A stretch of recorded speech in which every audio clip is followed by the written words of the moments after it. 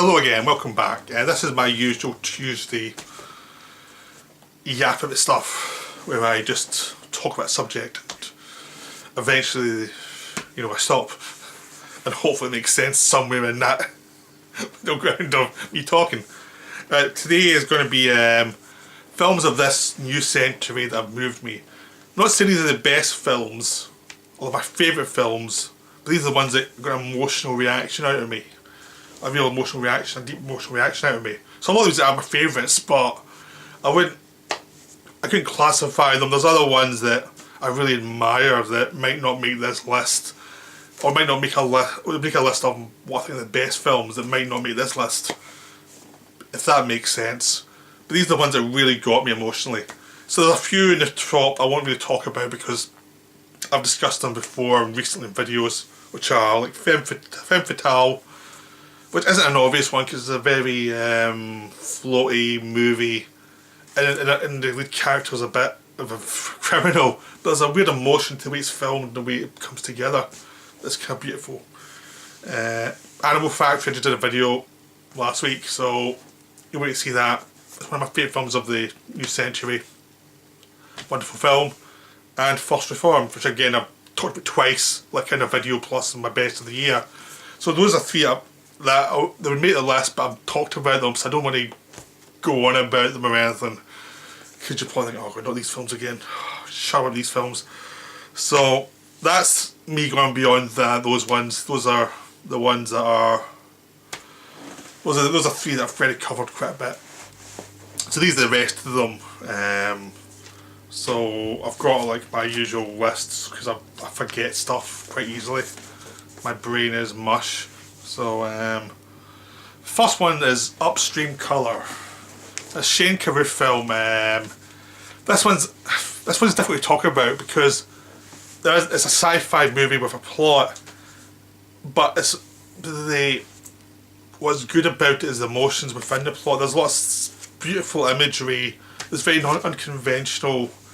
There is a love story in the middle of it, but again it's unconventional as well. It's very tentative the way a romance would actually be rather than the way it's imagined in a lot of movies. And there's a paranoia tied to the sci-fi plot. And what's beautiful about this film is they all come together to create this feeling throughout the film that keeps going. The whole idea of the paranoia within a modern life, the paranoia within a relationship, the paranoia within your own head. And it's from the point of view of a woman who wonders if she's been infected or not, and it's got great performances, it's beautifully done, it's just a wonderful film. Again, I'll probably go into it in a video soon. I just need to rewatch it again to do a video on it, but it's lovely, it's just a beautiful film. I highly recommend it, it's just a stunner. It got released a few years ago but never got enough publicity. It deserved more. But yeah, it's one of those films that's hard to talk about because it's quite a lot of these films are hard to talk about because they're emotional, but you don't want to spoil what's great about them. You just need to see them and figure out what's going on yourself. Okay, next one is Cronenberg's Cosmopolis.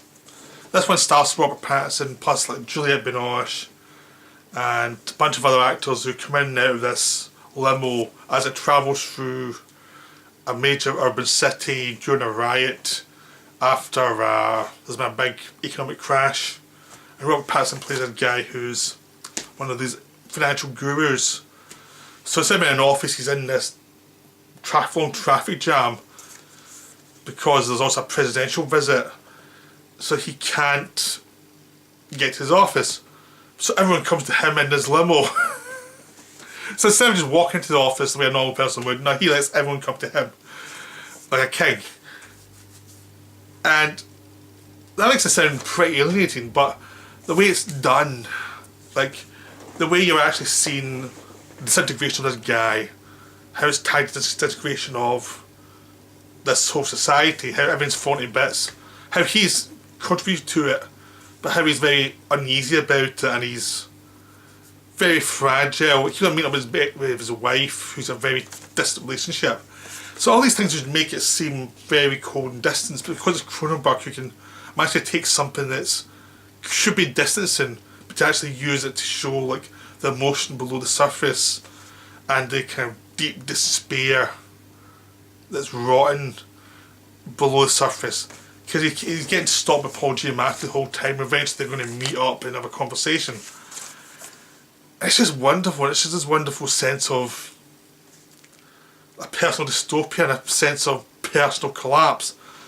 So it should be cold, but it's a very emotional, like Dead Ringers was, where the surface is cold, but the humanity floating through below the surface all the time, and how it keeps on emerging, how it keeps on building and building and building, creates this beautiful film and this very emotional take on modern life, where no one's perfect and everything's compromised, and there's emotion below that. Because a lot of films, they can try and make the protagonist a bit too good, so it actually takes away from the emotion of the film.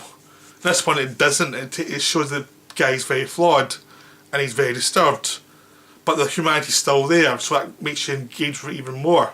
If you're a certain, you know, if you're a certain type of person, you're going to engage with it more because it's about the raw humanity of somebody rather than the artifacts he's created to protect himself.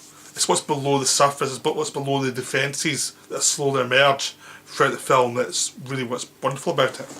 So that's another film, definitely try and see. It's beautiful. It's one of Cronenberg's best films of the new century. And it's sort of like Spider in a way where it's not obvious what it's about. It starts off as one thing and it becomes more emotional, more tragic as it goes along. But it's not really begging for your empathy. It's about something else. It's about humanity below all the things we place as fronts. Okay, next is these are two that might seem a bit weird because they don't seem obviously emotional because they're both kind of comedies. The first one's Kiss Kiss Bang Bang, Shane Black's directorial debut. It's still his best film. One of the Nice Guys is terrific as well. It's a comedy, it's a farce. It's like a film noir but done as a farce. It's Robert Downey Jr., his first real comeback film before Iron Man made him a superstar. This one is much more raw and fragile, playing as a guy who's not that smart, who gets involved as a guy who sent out to Hollywood to be a new discovery for a studio, even though he's just a patsy for some like deal. And then he's involved in this murder mystery when he gets there and ends up meeting up with people he knew from his past, and this weird plot starts to unravel around him.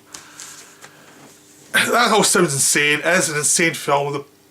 The plot has been seen to be believed. It's nuts, but it all comes together in like a random way, and real life sometimes comes together. So it goes so extreme in the weirdness of the plot that actually feels much more like real life than some real life films that are based on real life, because it's all the irrational shit that's going on. Even though it's obviously a film, it's obviously film characters in it, but they're so flawed and so messed up that you become emotionally attached to them. And they make horrible mistakes the way people make mistakes in real life rather than movies. And that's what creates an emotional connection throughout the film. That these are people who have made mistakes, are going to make further mistakes. Like, all the conventional action scenes go wrong in weird and wonderful ways. Robert Downey Jr. loses his fingers in his hand out of stupidity. He makes every stupid mistake possible. But it's wonderful. It's tied to the fragility of the characters and their general humanity and what's really going on with them. So the plot doesn't really matter. The plot is there, but it's just a guide to get from next to next set piece. So it's a wonderful film. The Nice Guys is the same way, where there's a plot, but the plot doesn't matter. It's about these weird characters going through this situation. That's when Shane Black's at his best, when he's allowed to be more playful with the plot rather than stuff where he has to rely on the plot a bit too much, which is one of the problems with The Predator. They want a plot and it's not really, it seems to be interested in that. But Kiss Kiss Bang Bang is great. Again, The Nice Guys is also great. Try and see either of those two films. Next one's Damsel in Distress, with Stillman's comedy about in college campus about this girl played by Greta Gerwig before she became a big director, and she's this pure soul who's like very kind of gung-ho for whatever's going on, which is very romantic, idealised thing on her head that doesn't meet reality. But because it's still romantic and sweet, and she has to learn more reality as she goes along life, but she also has to retain, she has problems as she's emerged in the past, so she has to deal with that, but also it's also about keeping the sweetness of someone and keeping their optimism and what powers optimism as well. So that's what's great about the film. It's very optimistic because it's not trying to be realistic. It's about optimism and romantic fiction and how does it actually relate to real life rather than the sappy stuff you see in some movies. This is about how it helps you get through life, and that's what's so moving about it. It's such a wonderful film. I mean, Whit Stillman disappeared for ages after he made a trilogy in the 90s of Metropolitan, Barcelona and Last Days of Disco. He's come back with this and Love and Friendship, and both of these are terrific in different ways. So I'm hoping there's more films coming because I'm a big fan of his. This is a beautiful film. Damsel in Distress, try and see it. It's another one of those films that appeared and disappeared instantly. It's like, I'm sure you can maybe find a streaming service or something, or catch it in DVD somewhere or Blu-ray. It's really worth it. It's a really beautiful film. Next is Before Sunset. I mean, you can add Before Midnight as well. Before Midnight is also very moving. I kind of count these as both the same. It's like part of the same series. In my box, one of the Blu-rays, I've mentioned these films deserve to be released over in the UK. Yeah, this is all about the kind of emotions, but a bit of low romance. Ethan Hawke, Julie Delpy, played people who met in the Before Sunrise in the 90s. They have a 1 or 2 day. They spend 24 hours going around Vienna, and then don't see each other until before sunset, because they were meant to meet up 6 months later, and she couldn't come because her grandma was sick, so they never met up again. And this is them finally meeting up because he wrote a book about the situation, and they actually start to talk about the both of views and romance now that they're actually a bit older and they have more life experience and more disappointments and things have gone wrong for them. And it's a wonderful film because they're still youthful, but they're more guarded, and you see them talk with a bit more a sense of reality about life, but still there's a romantic element to it. There's not forced, it just slowly emerges throughout this. So the romance emerges from the cynicism, so they still believe in that, even though it's been brutalised by life. And Before Midnight, it's them after they've been married for 10 years. They've got kids. They become suspicious of each other because of just the way life getting beats down on you. And it's like, can they keep together? Can they get that spark they used to have? Or can they find something that's actually more evolved with them?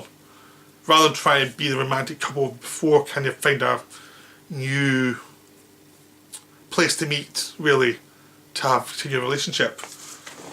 Again, there is there's an element of romance in it, but it's also, again, beaten down by reality. So these are wonderful films. They're very moving because the characters are flawed in relatable ways. They have the neuroses and interest in the world that a lot of us have. So it's very relatable, but it's also, there's a wonderful romance to it. So Richard Linklater directed all these, him and Ethan Hawke and Julie Delpy wrote them, and it's been beautiful films. They're really emotional. I'm kind of hoping they don't do any more, but also hoping they do another one. It's like one of those things, if they stop now it's fine, but if they do more, that's great too. So we'll see, but they're really great films. Right, next are two from Paul Thomas Anderson. He's in, actually is it two? Yeah, it's two. Sorry, I just thought, is that one come from the 90s? No, it's not, it's from the 2000s. So Paul Thomas Anderson's a weird one because when I first came out with Boogie Nights, I was never a big fan of Boogie Nights. So I started with chip my shoulder about him because the first film I saw of his, I didn't like that very much. I still don't think it's that great. But everything else he's made I've really liked, so it's just that one film we praised I think it's overrated. But the two films he's made in the... I've liked all the films I've seen of his in the noughties, but I haven't seen Phantom Thread yet. But I've seen the other ones I've seen I really like, but Punch Drunk Love and Inherent Vice are the two I really love. They're very emotional. They've got like, again it's a very bruised romanticism. One stars Adam Sandler, Name of the Watson. Sandler plays a guy with anger controls issues, but he's also beaten down by his sisters. And it's a very stylised version of reality, but there's a real emotional kick to it. It's really... There's a bruised romanticism about the whole film that's just beautiful, just wonderful. It's a wonderful film to watch. But a lot of people find it very cold and alienating, which I don't get, but it's just tastes really. But I would say definitely see it. And Inherent Vice is about a private detective who's very dysfunctional. And it's one of those shaggy dog PI stories like The Long Goodbye or Big Lebowski, where there is a plot, but the plot doesn't matter so much as the atmosphere and the characters and the detectives interacting with other people. And so Joaquin Phoenix plays the detective, and Josh Brolin plays his cop buddy who has an antagonistic relationship with him. And that's the kind of main relationship in the film. But there's also these other stories about a missing guy and all these weird plot threads that go all over the place. I guess some people didn't like this one, thought it was a bit self-indulgent. I thought it was wonderful because, again, I guess I really like plots that meander and go weird ways and are there to show the character rather than to be the plot within themselves. That's what I really like with plotty films, like when it's character based rather than... Because a lot of time you get to the end of a plot, it doesn't matter who did it. It's like, what do you learn about the characters as they figured the plot out? And that's what this film really does. And it's... Again, there's an understated romanticism behind it that's there, but it's also tied to reality and people's flaws and life's not perfect type of thing. So again, this beautiful film, try and see it. Okay, now we've got 2 Terrence Malick films. I'm going to do these as videos, right? So I'm not going to go into detail. I'm going to do them the way I did ones I've just done. Videos I've just done, like To the Wonder and A New World. These are beautiful films. To the Wonder was hated critically when it was first released. I don't get it. I just don't get it at all. I saw it and I thought it was astounding. It's probably my favourite Malick's films since he came back, and it's not well liked. And The New World, there's different cuts of it. It's a wonderful film. Yeah, I'm going to cover it when I watch the one cut. I haven't seen of it yet. I don't want to go into too much detail about them because I'm going to cover them, so what's the point in just doing this now? But they're both very emotional films for me. I think they're wonderful, very tender films that have a soft undertone to them. Like there is a romanticism is there that's understated. Okay, now there's Bubble, which Steven Soderbergh's like early 2000s film, barely released over here, barely released anywhere. When he was making like Lotions films and Solaris and all that, and he did this one on digital for almost nothing. All about the lives of these 3 people working in a doll making shop, and it's like a film noir idea, but done with the people who actually work in these kind of shops, and all the kind of weird jealousies and human ties that link these people, and how it all gets out of control, and how sad the whole thing is. I don't want to go into much detail with this one because it's one film you kind of have to see. And don't know anything about it before you see it. Just try and see it with as little knowledge about it as possible. I may do a separate video on this one once I've rewatched it, just for people who have seen it. But I'm trying to kind of promote it in this video because it's really good. It's really something. It's really worth seeing, but it's a very hard film to find because it was barely released. Because it's not a commercial film at all. It's a director who's very commercial making a very uncommercial film because he can. It's one of his best films. It's really good. Okay, next is The Prestige, Christopher Nolan's film about... Again, it's another film it's about magicians. It's another film I'm going to do a video about, so I'm not going to go into much detail about it. It's... again, it's one of those things about a plot that's tied to people's emotions. It's a revenge story where no one's in the right, everyone's a mutual revenge, two people really hate each other, and how it gets out of control and how it gets very tragic and twisted, and it's a wonderful film. It's Nolan's best film for me. It's very emotional. Some of his films have kept a bit colder. This one really delivers. I think if you see some other video, you think I don't like Christopher Nolan, when in fact it's only the Batman I have problems with. His other films I really like. It's just I'm not keen as Batman's. But this one is beautiful. It's really Christian Bale is terrific in it. He's the standout, because when you see what's actually going on in the film, his performance looks so in the first viewing of it, it might seem a bit flat, but when you see it again, you know what's going on. It's a real stunner because he's holding back for a reason. it's really something. Because once you know what's going on, it's really tragic what's going on. But it's a beautiful film. Try and see it if you can. I mean, it's not a film some people love, some people hate, but I'm one of the people who love it. It's just wonderful. Okay, I'm just going to skip through a few of these now. I don't want to make the video go on forever because it's already going on for a while. There's Midnight Special about a kid who's got weird powers, and his dad has to kidnap him from this cult to get him to a certain place where he needs to be, so he's protected from other people with powers, so this kid doesn't get experimented on. It's a very sci-fi idea, but it's actually an emotional tie between a father and a son, and the ex-wife, who also comes to help later on. And Michael Shannon plays the father, Kirsten Dunst plays the mother, Adam Driver's chasing them. It's a very simple plot. I mean, the director said it was inspired by Starman, and you can see it in the film. It's that kind of the sci-fi setup, but it's all about the emotions of the characters, and it's always about the past and how the past affects the science fiction elements, and it's all about the journey and the visuals in the journey. It's a beautiful film. It's really worth seeing. It's really wonderful. Again, it was barely released. It was like a week or something. Like I never saw it till later because it was so blink you'll miss it release. Which a lot of these films are blinks and miss it releases, to be honest. Another Kirsten Dunst one's in Melancholia with Lars von Trier's. Another great one. It was more released, really. It wasn't a wide release, but it was. You could see if you tried to find it. It's a metaphor for depression and how depression affects people. And the first half's about a woman who's at a wedding and she's depressed, and how that affects her reactions and how it destroys everything for everybody.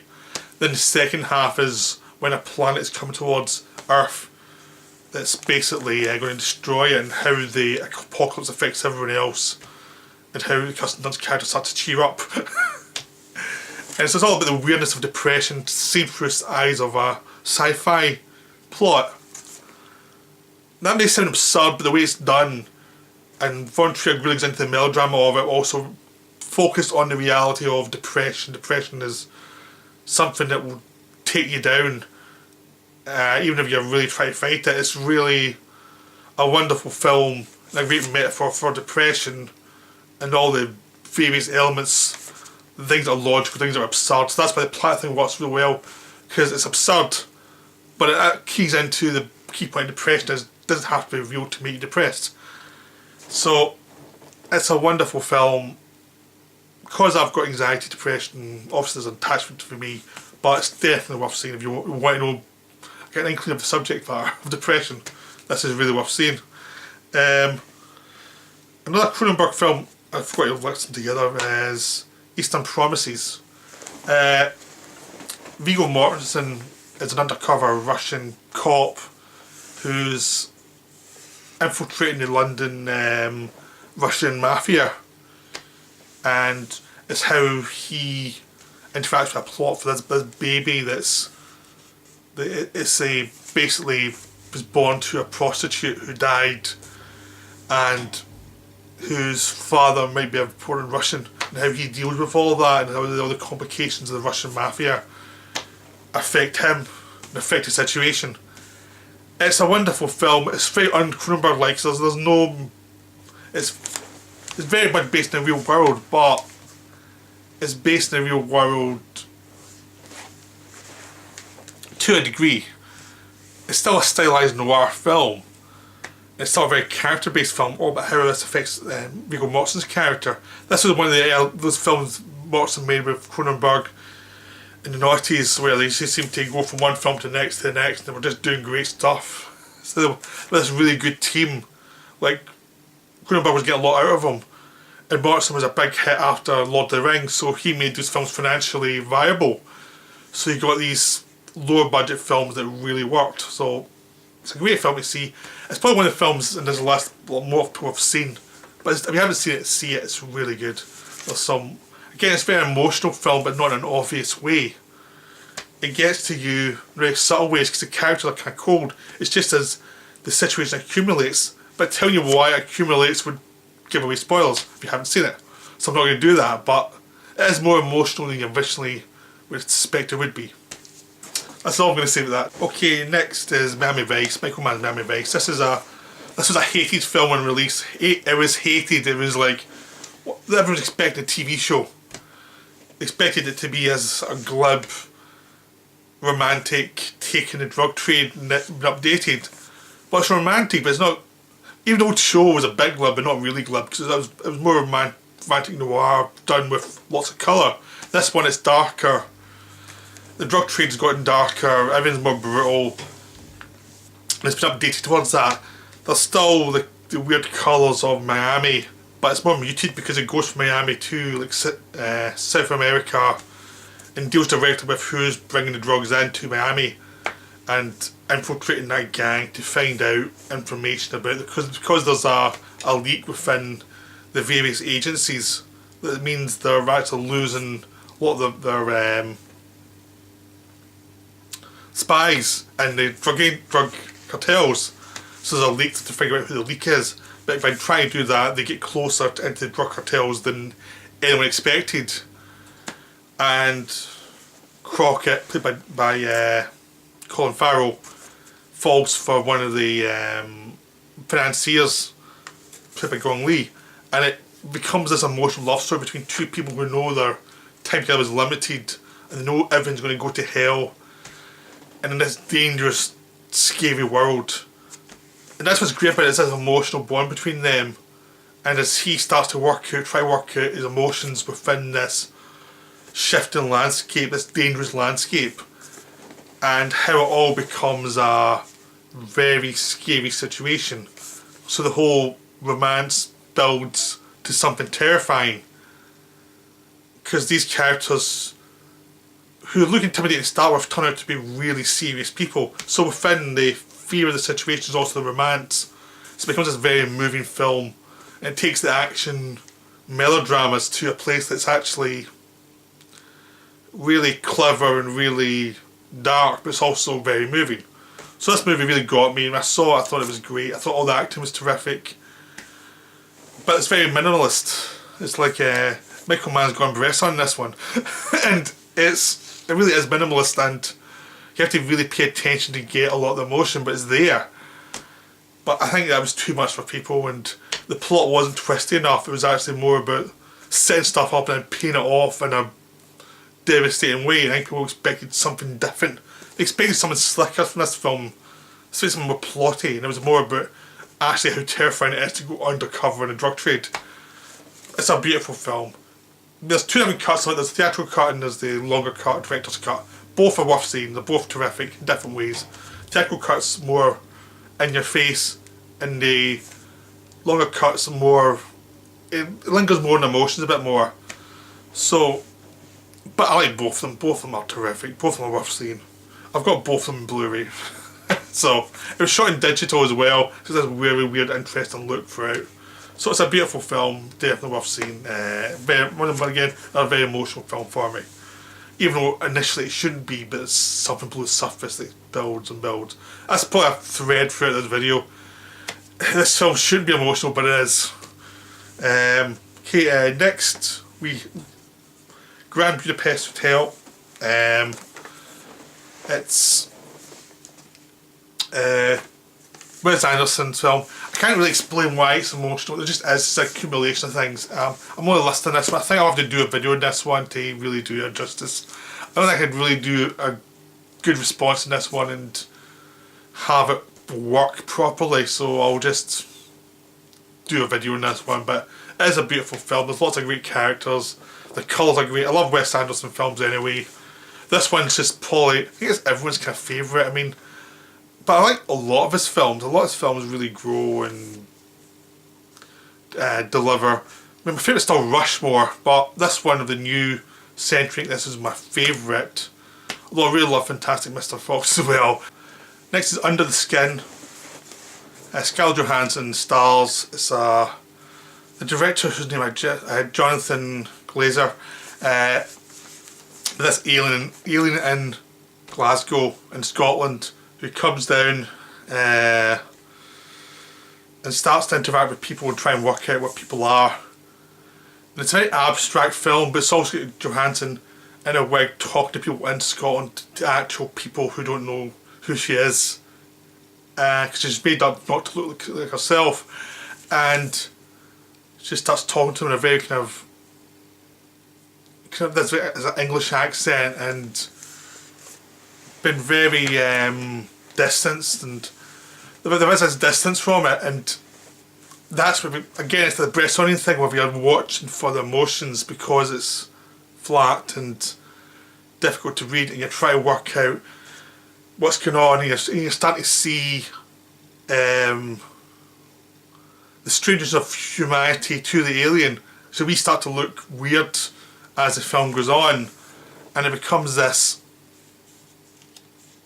tie to the alien, even though the alien is doing things that seem scary and a bit off, and it becomes tragic as this film goes on, as you realise she just can't really live in this planet. It's just wrong for her, and it's just this beautiful element, and it's just seeing this landscape of Scotland where I live done from the point of view of an alien, and just this urban landscape. Then they've seen the mountains and things as well as the film goes on, and the coast, and there is this wonderful moving element to it. It's just very difficult to get someone. It's about seeing the film, you get the emotion. It's not easy. It's not easy to explain why it's emotional. It just is, as you see this creature slowly not be able to live here. It just becomes this thing of, I'm not sure it's even pity. It's just something there about the kind of fragility of life from us to this alien. It just becomes something really beautiful. So that again, that's a very emotional film. It's a wonderful film. Definitely recommend seeing it, but it's not for everybody. Another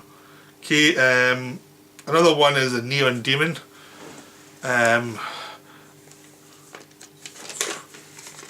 Refn, I'm just going to say Refn. I'm not going to try to pronounce his whole name. You probably saw me. How the hell did I pronounce this whole? Wyndon Refn. It's a wonderful film about a model who comes to LA and suddenly gets all this business and starts replacing the models who are already there. She becomes a new star, and it becomes this metaphor for how stars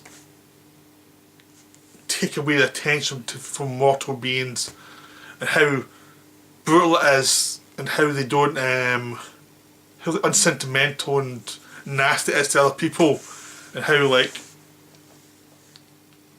they almost become like a monster to others because they're just a star and they don't understand anything else. It's just they're the centre of attention, and how that affects other people, and how extreme other people can go to either hold on to that or to destroy that. And it's a wonderful film. Again, some of those films are kind of cold from a distance, very distant, but it's all about the kind of whole idea of fame and how it's narcotic and how it's a monstrous thing. But there is this underlying emotion, even though a lot of the characters are barely human.